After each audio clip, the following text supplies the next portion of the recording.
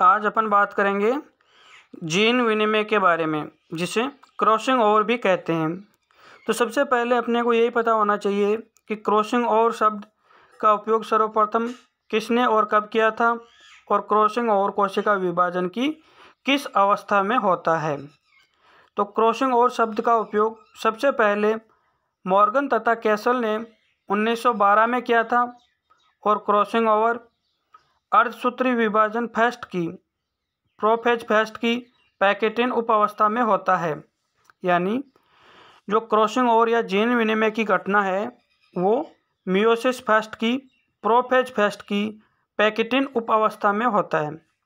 Meiosis fest की prophase fest है, उसकी 5 उप अवस्थाएँ होती हैं: लेप्टोटिन, जाइगोटिन, पैकेटिन, डिप्लोटिन और डाइकाइनेसिस, जिसमें से पैकेटिन उप अवस्था में क्रॉसिंग ओवर या जीन विनिमय की घटना होती है। अब बात करते हैं अपन कि क्रॉसिंग ओवर कहते किसे हैं। समजात गुणसूत्रों के नॉन सिस्टर क्रोमैटिड के मध्य जीनों के आदान प्रदान की घटना को क्रॉसिंग ओवर कहते हैं। क्रॉसिंग ओवर का मतलब यही होता है कि जीन है तो उन जीनों के बीच आदान प्रदान या अदला बदली की जो घटना होती है उस घटना को ही क्रॉसिंग ओवर कहते हैं। और क्रॉसिंग ओवर हमेशा समजात गुणसूत्रों के नॉन सिस्टर क्रोमैटिड के मध्य होता है। अब अपन देखते हैं कि क्रॉसिंग ओवर के दौरान समजात गुणसूत्रों के नॉन सिस्टर क्रोमैटिड अंग्रेजी के एक्स की आकृति के भांति एंडोन्यूक्लियस एंजाइम के कारण मुड़ जाते हैं। यानी जो समजात गुणसूत्र है उनके नॉन सिस्टर क्रोमैटिड है वो एक एक्स की भांति की आकृति के रूप में मुड़ जाते हैं। यानी पहले सीधे स्थित होते हैं, लेकिन अगर वहाँ पे क्रॉसिंग ओवर होता है तो क्रॉसिंग ओवर एंडोन्यूक्लियस एंजाइम की उपस्थिति में होता है, और इस एंडोन्यूक्लियस एंजाइम की उपस्थिति में ये नॉन सिस्टर क्रोमैटिड एक एक्स की भांति की आकृति बनाते हैं, और ये क्रोमैटिन धागे एक दूसरे से एक स्थान पर जुड़ जाते हैं। दोनों गुणसूत्र है, दोनों गुणसूत्र पहले सीधे रेखीय क्रम में स्थित होते हैं, लेकिन एंडोन्यूक्लियस एंजाइम के कारण ये एक एक्स की भांति की आकृति बना लेते हैं और एक दूसरे से एक स्थान पर जुड़ जाते हैं। जिस स्थान पर दोनों जीन या गुणसूत्र आपस में जुड़ते हैं उस स्थान को काइजमा कहते हैं, और इस काइजमा का निर्माण डिप्लोटिन अवस्था में होता है। काइजमा का निर्माण डिप्लोटिन अवस्था में होता है। गुणसूत्र पहले रेखीय क्रम में स्थित होते हैं, फिर उनमें जीन विनिमय हो गया तो जीन विनिमय पैकेटिन उपावस्था में होता है। जीन विनिमय के पश्चात ये गुणसूत्र है जो आपस में एक एक्स की भांति की आकृति का निर्माण करते हैं, और उस एक्स की भांति की आकृति को काइजमा कहते हैं, और इस काइजमा का निर्माण डिप्लोटिन अवस्था में होता है। यहाँ पे जो आप देख रहे हो एक एक लाइन इंपॉर्टेंट है आपके, और इनमें से सब में से क्वेश्चन बनने की बहुत ही ज़्यादा संभावना होती है। नेक्स्ट है, जब दो संलग्न जीन अत्यंत नज़दीक स्थित होते हैं तो क्रॉसिंग ओवर की प्रतिशत कम होती है, लेकिन जब जीन दूर दूर स्थित होते हैं तो क्रॉसिंग ओवर की प्रतिशत अधिक होती है। यानी जीन के बीच की दूरी जितनी ज़्यादा होगी क्रॉसिंग ओवर उतना ही ज़्यादा होगा, और जीन के बीच की दूरी जितनी कम होगी क्रॉसिंग ओवर भी उतना ही कम होगा। लेकिन जीन के बीच की दूरी जितनी कम होगी सहलगनता उतनी ही ज़्यादा होगी। इसीलिए क्रॉसिंग ओवर पढ़ाने से पहले आपको सहलगनता का चैप्टर है वो पढ़ाया गया था, ताकि आपके अच्छे से समझ में आ जाए। अपन ने देखा था कि नर ड्रोसोफिला में पूर्ण सहलगनता पाई जाती है। क्यों पाई जाती है? क्योंकि उसके जीन हैं जो 3-4 पीढ़ी तक भी आपस में एक दूसरे से पृथक नहीं होते हैं, साथ साथ रहने की प्रवृत्ति दर्शाते हैं, अर्थात उसमें कंप्लीट लिंकेज पाया जाता है। इसलिए उसमें जीन विनिमय क्या होगा? अनुपस्थित होगा। तो नर ड्रोसोफिला में क्रॉसिंग ओवर या जीन विनिमय नहीं होता है। ये चीज़ भी आपको याद होनी चाहिए कि नर ड्रोसोफिला में जीन विनिमय या क्रॉसिंग ओवर की घटना है जो नहीं होती है। अब बात करते हैं अपन जीन विनिमय के प्रकार के आधार पर। तो जीन विनिमय जीन के या गुणसूत्र के कितने भागों पर हो रहा है, एक भाग पे हो रहा है, दो भाग पे हो रहा है या तीन भाग पे हो रहा है, उसके आधार पर जीन विनिमय कई प्रकार का होता है। सबसे पहले अपन बात करते हैं सिंगल क्रॉसिंग ओवर यानी एकल जीन विनिमय।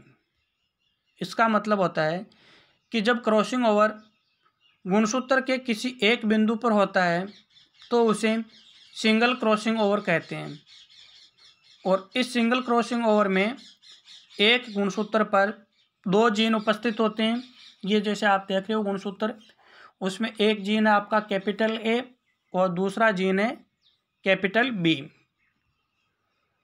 इसका युग्म विकल्पी है स्मॉल ए और स्मॉल बी, दोनों एक दूसरे के सम्मुख स्थित होते हैं। यानी एक गुणसूत्र पर प्रभावी जीन है और दूसरे गुणसूत्र पर अप्रभावी जीन है, और ये पहले रेखीय क्रम में स्थित होते हैं।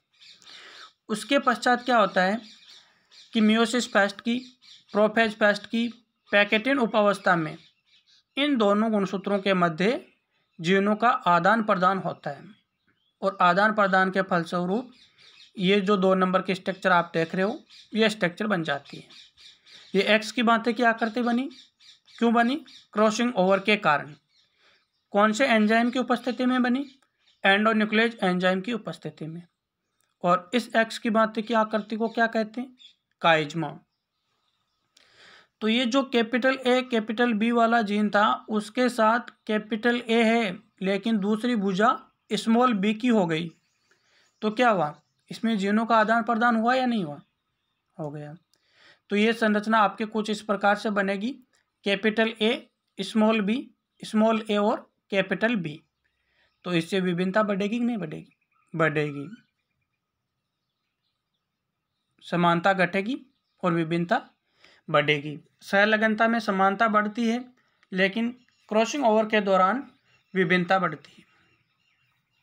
अगर गुणसूत्र के एक बिंदु पर जीनों का आदान प्रदान हो रहा है तो उसको अपन सिंगल क्रॉसिंग ओवर कहेंगे।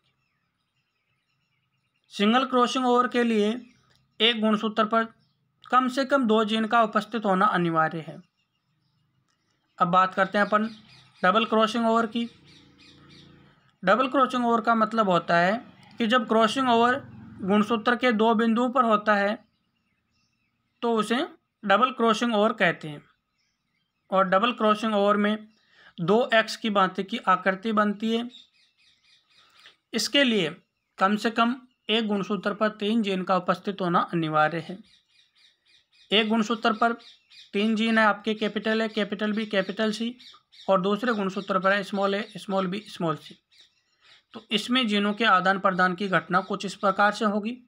और आप देख रहे हैं कि यहाँ पे 2 एक्स की भांति की आकृति बन रही है, इसलिए इसको अपन डबल क्रॉसिंग ओवर कहते हैं, क्योंकि इसमें एक ही गुणसूत्र के 2 बिंदुओं पर क्रॉसिंग ओवर की घटना हो रही है। अब अपन बात करते हैं मल्टीपल क्रॉसिंग ओवर, यानी 2 से ज़्यादा, ट्राई बोलते हैं या मल्टीपल ही बोलते हैं, 3 भी हो सकते हैं, 4 भी हो सकते हैं, 5 भी हो सकते हैं, कितने भी हो सकते हैं। यानी जब क्रॉसिंग ओवर गुणसूत्र के 3 या 4 स्थान पर होता है तो उसे मल्टीपल क्रॉसिंग ओवर कहते हैं। और मल्टीपल क्रॉसिंग ओवर में काइज्मा की संख्या भी 3, 4 और 5 हो सकती है।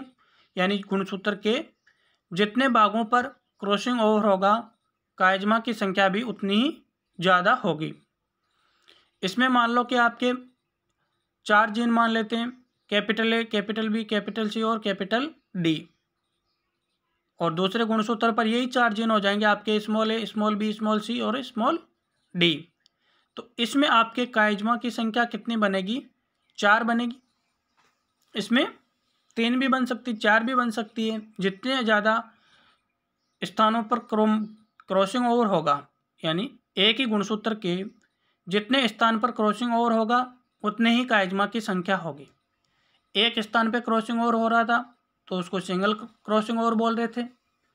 अगर गुणसूत्र के 2 बिंदुओं पर क्रॉसिंग ओवर होके 2 काइज्मा का निर्माण हो रहा था तो उसको डबल क्रॉसिंग ओवर बोल रहे थे।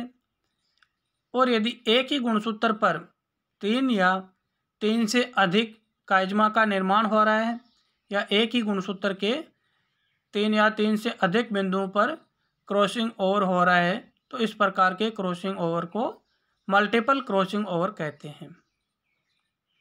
तो ये आपके क्रॉसिंग ओवर से संबंधित शब्दावली और क्रॉसिंग ओवर के प्रकार हैं जो यहाँ पे कंप्लीट हो जाते हैं।